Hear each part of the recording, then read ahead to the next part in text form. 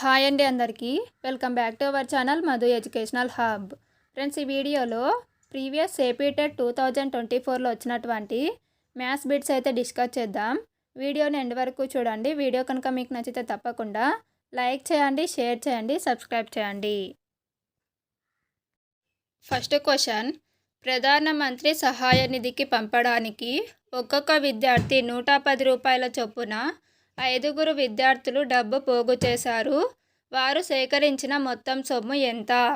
Friends, ఇక్కడ ఒక్కో విద్యార్థి 110 రూపాయలు, 5 మంది కాబట్టి 110 × 5 చేస్తే మనకు 550 వస్తుంది.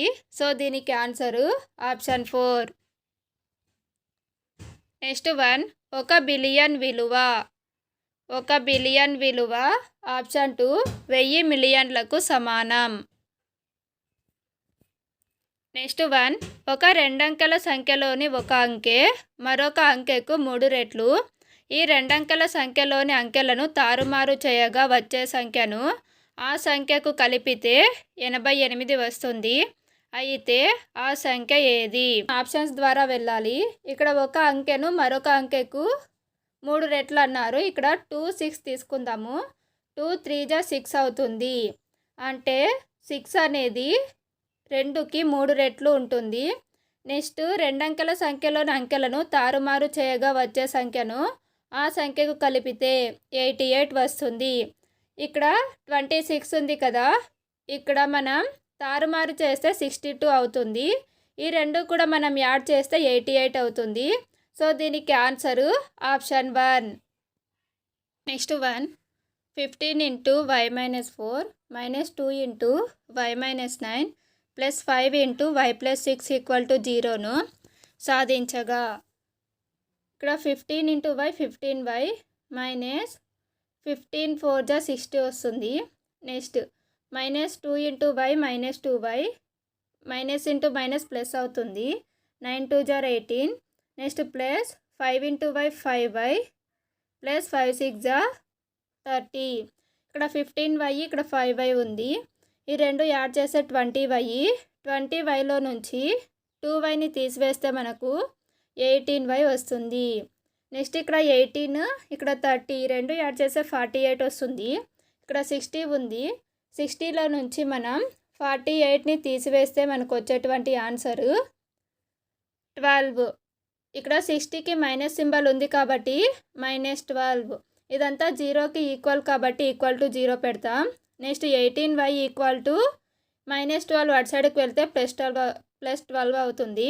మనకు కావాల్సింది y కాబట్టి y = 12/18. 6 టేబుల్లో 6 3 18, 6 2 12. సో 2/3. y = 2/3. సో ఇక్కడ 2/3 ఆప్షన్ 3లో ఉంది కాబట్టి ఆప్షన్ 3 అనేది కరెక్ట్ ఆన్సర్ అవుతుంది. నెక్స్ట్ వన్, 1,10,592 యొక్క ఘనమూలం.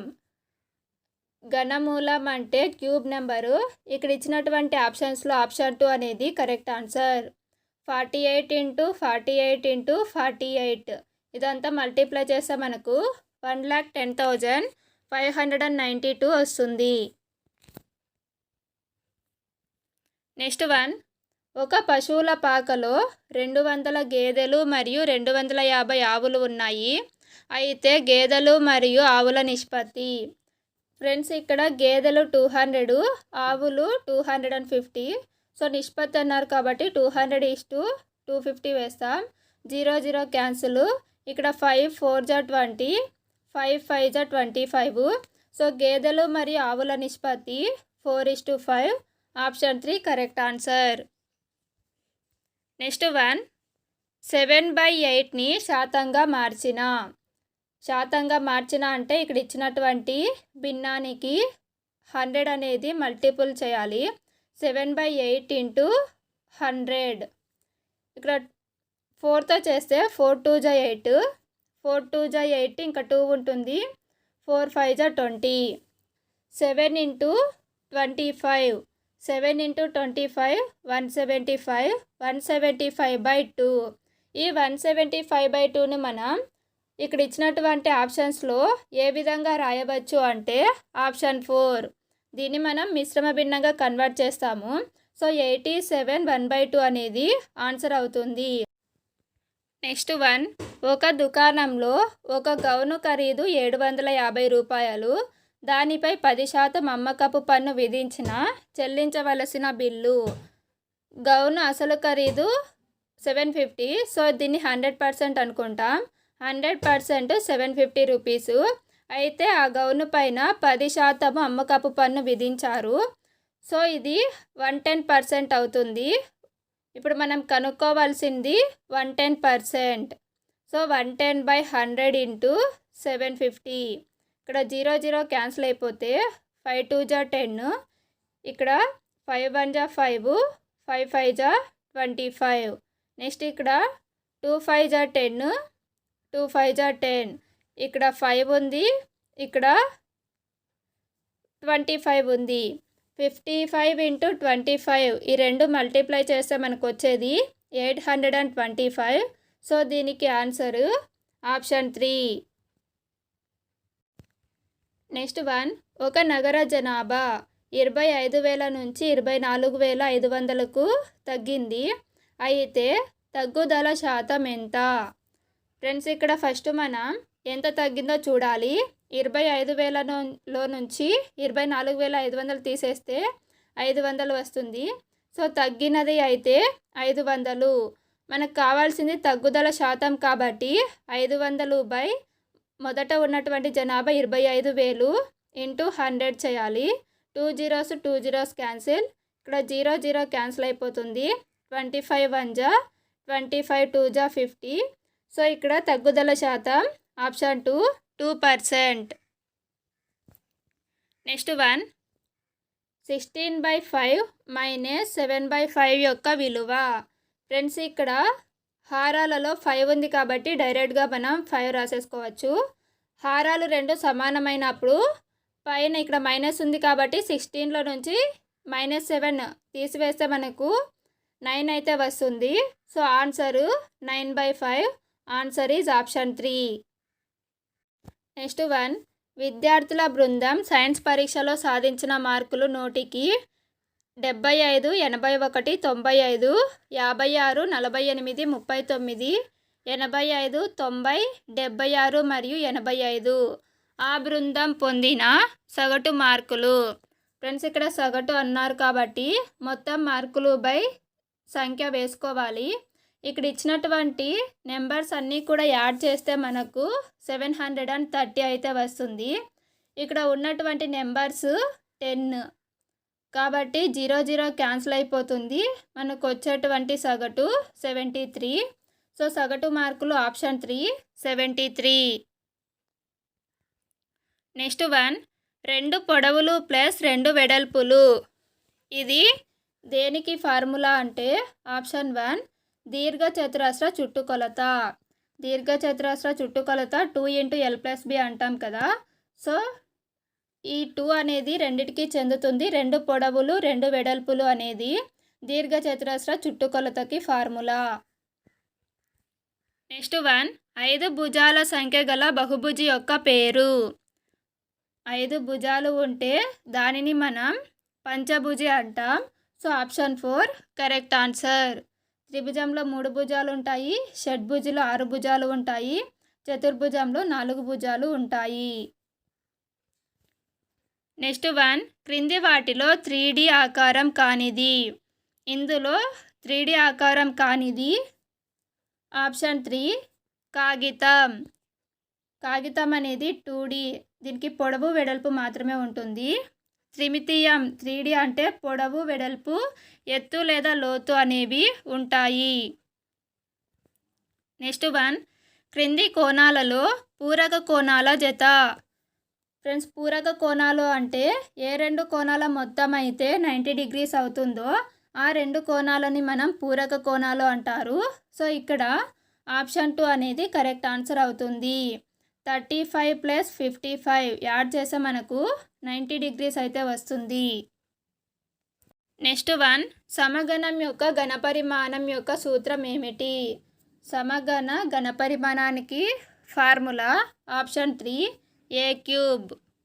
1 a square into 2a^22 into 4a^26లో లబ్ధం. ఫ్రెండ్స్, ఇది a^m ఇంటూ a^n ఫార్ములా రూపంలో ఉంది. a^m+n. సో భూములన్నిట్లో ఏ అనేది ఉంది కాబట్టి పైన ఉన్నటువంటి వాటన్నింటినీ మనం యాడ్ చేయాలి. ఇక్కడ ఫస్ట్ మనం ఇక్కడ 4 ఉంది, 2 ఉంది, ఇక్కడ ఏం లేదంటే 1 ఉన్నట్లు. 4 2 జా 8, 8 ఇంటూ 1 8 వస్తుంది. నెక్స్ట్ a^2 ఉంది, ఇక్కడ ఉన్నటువంటి అన్నింటినీ మనం యాడ్ చేయాలి స్క్వేర్లో ఉన్నటువంటివి. 2 + 22 ఇంటూ 26 ఇవన్నీ యాడ్ చేస్తే మనకు 50 వస్తుంది. సో a^50 8 a^50 అనేది ఆన్సరు. సో దీనికి ఆన్సర్ ఆప్షన్ 4. ఫ్రెండ్స్, ఇక్కడ మనం p² - q² ఏ విధంగా రాయవచ్చు అంటే ఇది a² - b² ఫార్ములా రూపంలో ఉంది కాబట్టి a² - b² = a + b into a - b. So దీన్ని మనం p + q ఇంటూ p - qగా రాస్తాం. So 5pq into p + q p - q divided by 2p into p + q. ఇక్కడ p ఉంది, ఇక్కడ p ఉంది, రెండు క్యాన్సిల్ అవుతాయి. ఇక్కడ p + q క్యాన్సిల్. సో ఇంకా మిగిలినది 5/2 p - q. సో ఆన్సర్లో ఆప్షన్స్లో ఎక్కడ ఉంది అంటే answer 4 5/q p - q. Next 1 3 × 10⁻⁻5ను సాధారణ రూపంలో రాయండి. ఫ్రెండ్స్, ఇక్కడ -5 అన్నారు కాబట్టి పాయింట్ తర్వాత మనకు 5 డిజిట్స్ అయితే రావాలి. ఇక్కడ ఇచ్చినటువంటి ఆప్షన్స్లో option 3 correct answer. 0.00003. Next 1 2x² + x - a = 5లో x = 0 అయితే ఏ విలువ? ఫ్రెండ్స్, x వాల్యూ 0 అన్నారు కదా.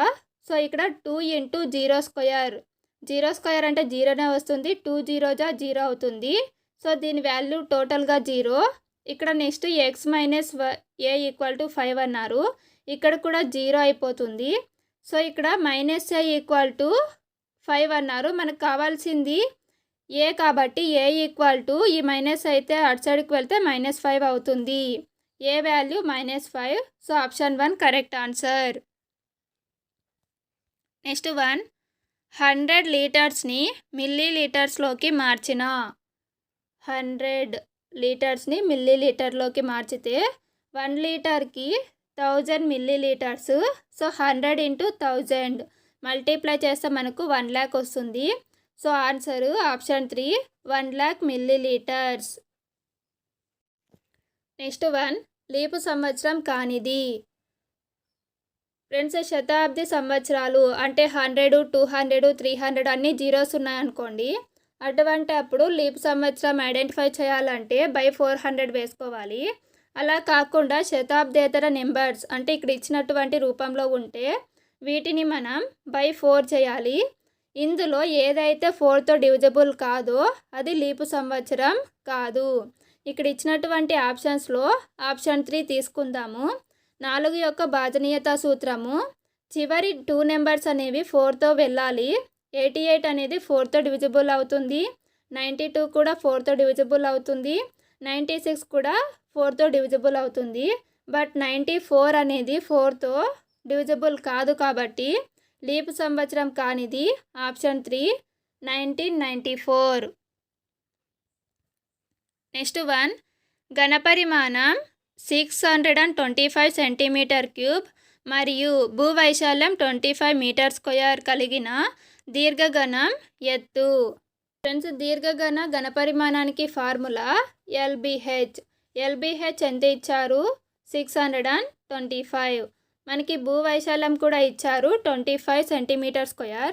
భూవైశాల్యం అంటే దీర్ఘఘనంలో భూమి అనేది దీర్ఘచతురస్రాకారంలో ఉంటుంది. సో దీర్ఘచతురస్ర యొక్క వైశాల్యము L/B.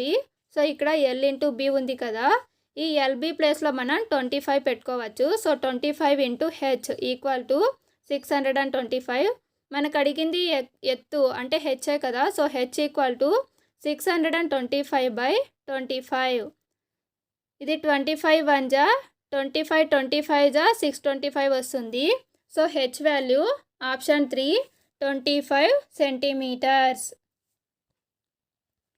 నెక్స్ట్ 1 28 సెంటీమీటర్స్ వ్యాసము గల వృత్తం యొక్క వైశాల్యం. వృత్త వైశాల్యానికి ఫార్ములా పై ఆర్ స్క్వేర్.